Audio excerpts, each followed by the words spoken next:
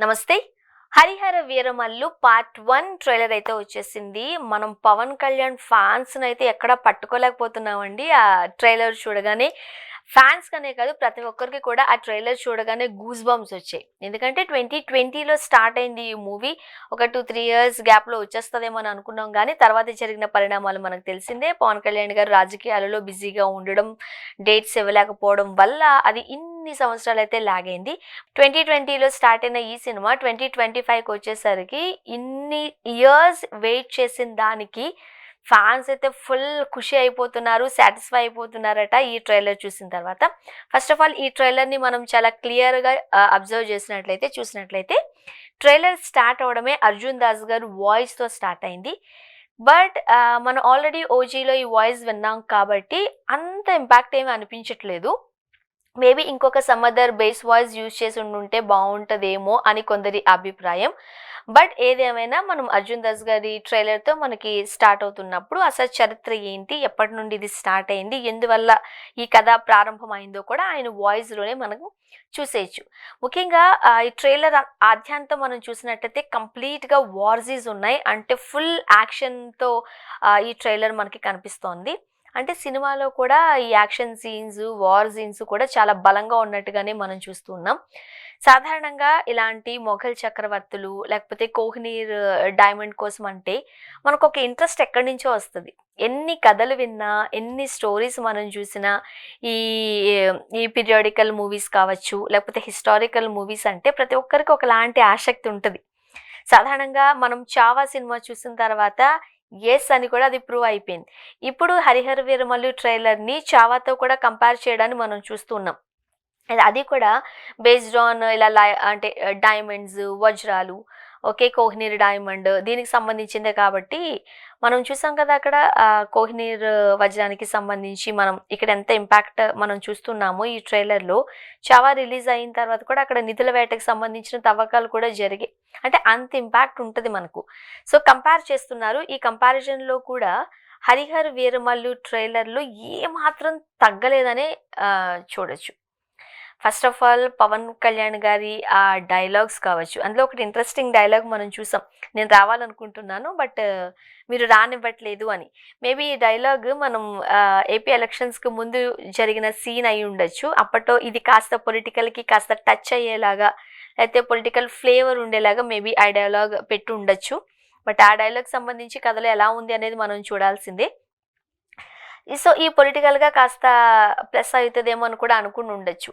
And ముఖ్యంగా ఆ scene చూసినప్పుడు పవన్ కళ్యాణ్ గారిని తెర మీద ఎప్పుడు చూస్తామా యాజ్ ఎ హీరో గాని ఇంతకాలం వెయిట్ చేస్తూ ఉండేసరికి ఈ ట్రైలర్ ఒక్కసారిగా ఇటు సినీ ప్రేమికులను కావచ్చు, లేకపోతే విశ్లేషకులను కావచ్చు, లేకపోతే పవన్ కళ్యాణ్ గారు ఫ్యాన్స్‌కి సంబంధించి కావచ్చు, యెస్ ఇన్ని సంవత్సరాలు వెయిట్ చేసినందుకు ఖచ్చితంగా సాటిస్ఫైడ్‌గానే ఈ మూవీ ఉండబోతుంది అనేటట్టుగా అయితే మాత్రం ట్రైలర్‌ని తీశారు. అండ్ ఇది మనకు తెలిసిన విషయం అందరికీ. కృషి గారు ఈ సినిమాని స్టార్ట్ చేశారు. బట్ కాస్త లేట్ అవుతుంది, డేట్స్‌తో ఇబ్బంది అవుతుంది అనిపించుకునేసరికి జ్యోతికృష్ణ గారు సో, తన మార్క్ చూపించారు. ట్రైలర్ చూస్తే మాత్రం చాలా మంచిగానే సినిమాని డైరెక్ట్ చేసినట్లుగా మనం చూస్తున్నాం. ముఖ్యంగా ఇలాంటి సినిమాలకు బ్యాక్‌గ్రౌండ్ మ్యూజిక్ కావచ్చు, సాంగ్స్ కావచ్చు అద్దరగొట్టేయాలి. ఈ ట్రైలర్ స్టార్టింగ్‌లోనే కీరవాణి గారి మార్క్ అలా చూస్తున్నాం అంతే మనం. కీరవాణి గారు ముఖ్యంగా హిస్టారికల్ సినిమాలకి సంబంధించో, లేకపోతే పీరియాడికల్ మూవీస్‌కి సంబంధించో ఆయన మార్క్ ఎప్పుడూ కనిపిస్తది. సో, ఇక్కడ 'హరిహర వీరమల్లు'లో కూడా ఆయన మార్క్ సినిమా కథను అలా ముందుకు తీసుకువెళ్తుందనే చెప్పొచ్చు. అండ్ మరీ ముఖ్యంగా మొఘల్స్‌తో యుద్ధం అనంటే అది ఏ రేంజ్‌లో ఉండబోతుంది అనేది మనం చూడొచ్చు. ఇక్కడ మొఘలులు అనగానే అసలు 'బాబీ డియోల్' గారి అది చూసినప్పుడు అసలు మొఘల్ చక్రవర్తులు ఎలా ఉండేవారో మనకు పెద్దగా తెలీదు గానీ 'బాబీ డియోల్' లాగే ఉండేవారా అన్నట్టుగా ఆ పాత్రలో ఆయన లీనమైపోయారని మనకు అర్థమవుతుంది. అండ్ 'యానిమల్' సినిమాతో ఆల్రెడీ ఆయన ప్రూవ్ చేసుకున్నారు. ఇటువంటి క్యారెక్టర్స్, డిఫరెంట్ క్యారెక్టర్స్ కూడా 'బాబీ డియోల్' గారు చాలా బాగా చేస్తారు అని. సో, ఆ తర్వాత వచ్చిన సినిమా. అండ్ ముఖ్యంగా 'హరిహర వీరమల్లు'లో 'బాబీ డియోల్' గారి పాత్ర ఒక ఇంతవరకు అనే అనుకున్నారంట. కానీ 'యానిమల్' చూసిన తర్వాత ఆయన అంటే ఆయనకేదైతే ఆ సీన్‌లు రాసుకున్నారో అవన్నీ కాస్త మార్చి ఇంకా రోల్‌ని పెంచి ఓకే. అండ్ ఆయన క్యారెక్టర్‌ని ఇంకా బాగా ఎలివేట్ చేశారని కూడా ఒక సందర్భంలో చెప్పడం జరిగింది. సో, ఇక్కడ పవన్ కళ్యాణ్ గారితో పాటుగా బాబీ డియోల్ గారి పాత్ర కూడా ఉంది.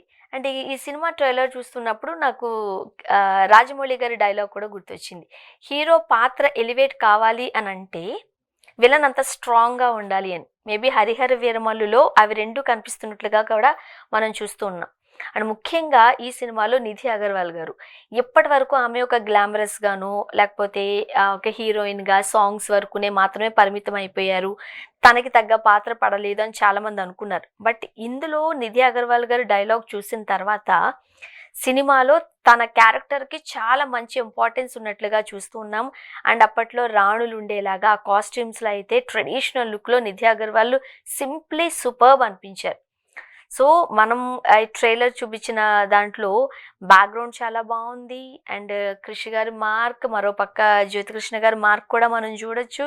అండ్ 'ఎంఎం కీరవాణి' గారు మ్యూజిక్ అయితే అద్దరగొట్టేశారు.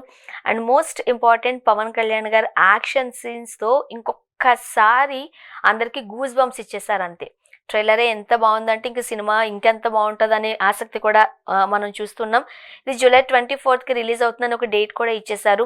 అంటే ఇప్పటివరకు చాలా వాయిదాల మీద వాయిదాలు పడి ఇప్పటి వరకు అయితే ఒక ఈ డేట్ ఇవ్వడం జరిగింది. మేబీ జూలై 24కే ఈ సినిమా రిలీజ్ అయ్యే అవకాశాలు కూడా ఉన్నాయి కాబట్టి చూద్దాం థియేటర్‌లో ఈ సినిమా ఎలా సందడి చేయబోతోంది. ట్రైలర్‌లో చూపించినంత ఎక్సైట్‌మెంట్ సినిమాలో కూడా మనకుంటదా లేదా? ఇవన్నీ తెలియాలంటే ఇంకొన్ని రోజులు వెయిట్ చేయాల్సిందే.